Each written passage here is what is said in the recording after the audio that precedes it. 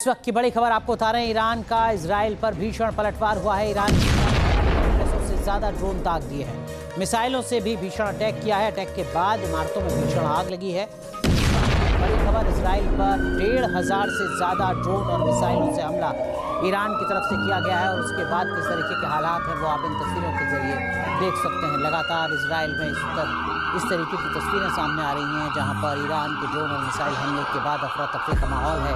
Siren की गूंज सुनाई दे रही है। लोग सुरक्षित स्थानों पर छिपे हुए हैं।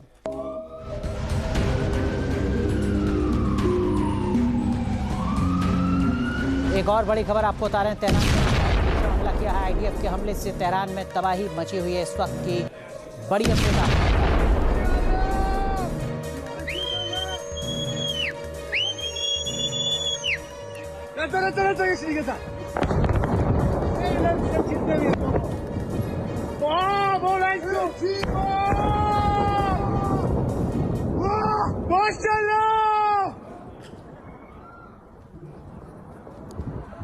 जंग के बीच ईरान ने बड़ा दावा किया है। कतर में अमेरिका के रडार को तबाह किया, ऐसा ईरान की तरफ से दावा किया जा रहा है। अल मिसाइल रडार को ध्वस्त किया है। यूएस के $1 अरब के रडार को निशाना बनाया। ये दावा ईरान की तरफ से किया जा रहा है।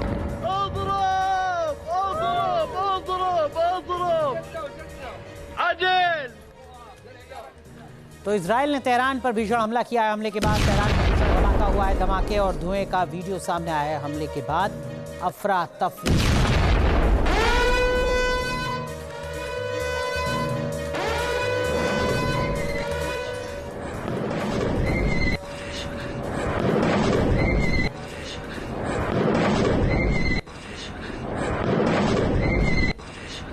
तो ईरान पर हमले को लेकर आईडीएफ ने हजारों बम गिराए गए हैं। ये आईडीएफ ने ही कहा है। ईरान पर हमला अभी जारी है।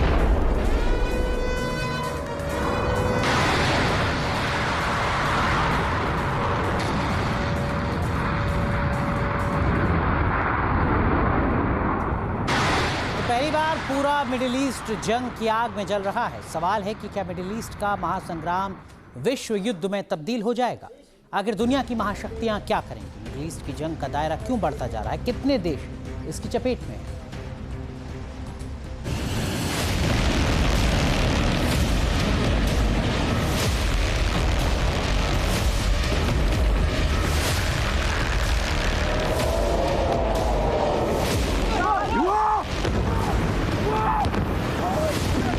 ऐसी जंग जिसने पूरे मिडिल ईस्ट को हिलाकर रख दिया।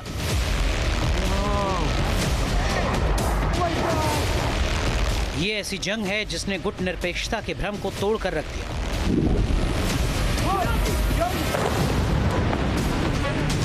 जंग की आंच सुदूर तुर्की तक पहुंचने लगी है।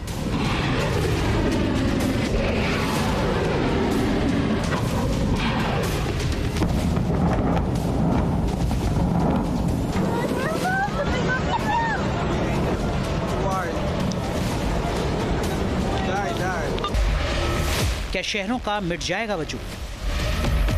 2026 में विश्व युद्ध।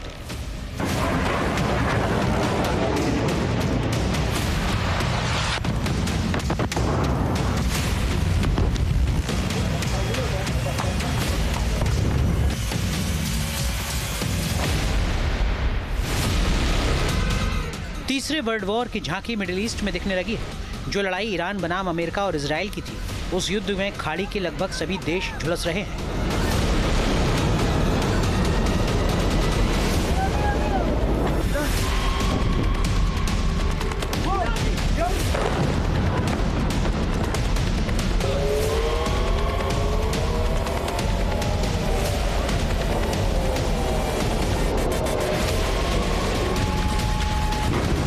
दुबई जल रहा है।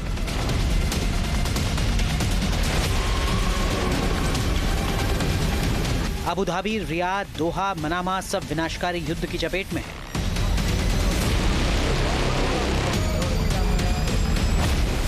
जो शहर अपनी लग्जरी और रॉयल लाइफ के लिए जाने जाते हैं, वो ईरानी मिसाइलों की मार से सहमे हुए हैं।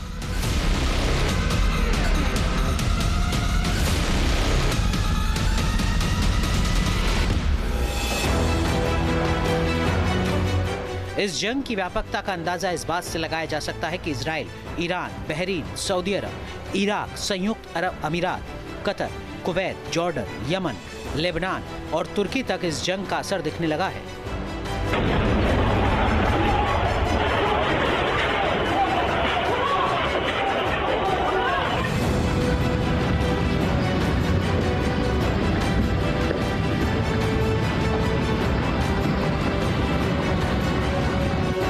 हमले हर जगह हो रहे हैं। सबसे बड़ा सवाल इस जंग के अंजाम का है।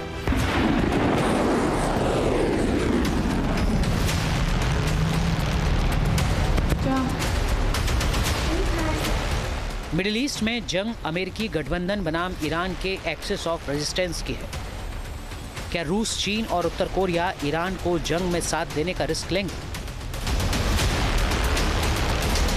इन खौफनाक सवालों के बीच पूरा मिडिल ईस्ट ईरान के हमलों से दहल रहा है।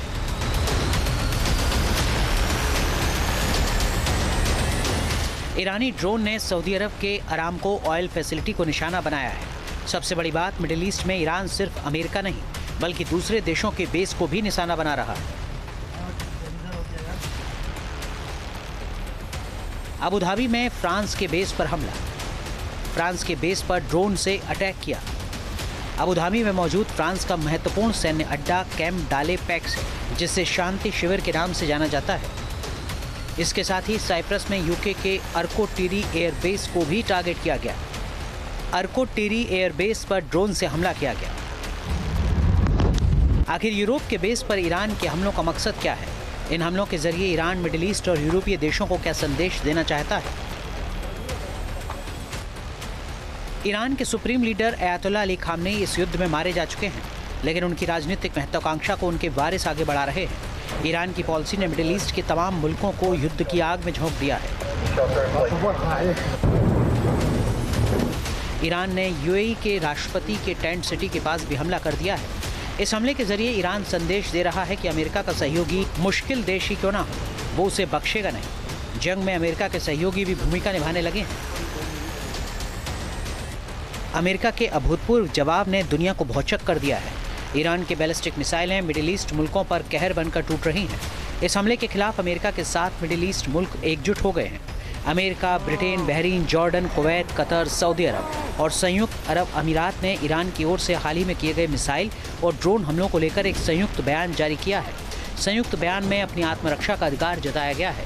पूरे मुद्दे पर खाड़ी देशों के विदेश मंत्रियों की वर्चुअल मीटिंग भी हुई है। सवाल है कि खाड़ी देशों पर हमले के जरिए ईरान क्या संदेश देना चाह रहा है? देखिए, पहले ईरान बदला लेना है तो अमेरिका के मेनलैंड के ऊपर फायर नहीं कर सकता, क्योंकि उतनी लंबी दूरी के मिसाइल्स और क्षमता उनमें नहीं है। इसलिए जो अमेरिका के टारगेट्स उनके पास में हैं, जैसे खास तो आखात के देशों में यानी मिडिल ईस्ट में, उसके ऊपर ईरान हमला कर रहा है जो उनके रेंज में है। अभी जब इसके ऊपर हमला हो रहा था तो इसी समय जो यूरोप के इतर देश है वो भी उनके पास में है, उनके भी बेसेस इसके पास में है, तो उसके ऊपर हमला हो गया है और जिसमें थोड़ा सा नुकसान इनका हो गया है। फिलहाल अपने गठबंधन सहयोगियों की मदद से अमेरिका और इजराइल की सेना ईरान पर वार कर रही है। सबसे बड़ा मुद्दा उन देशों का है जो अमेरिकी गठबंधन के विरोधी हैं, जो परमाणु शक्ति संपन्न है। रूस, चीन और उत्तर कोरिया, क्या वो इस जंग में दखल देंगे? अगर ये दखल शुरू हुई तो तय है कि इसका अंजाम बेहद खौफनाक होगा। तब जंग सिर्फ मिडिल ईस्ट नहीं, पूरी दुनिया को अपनी चपेट में ले लेगी।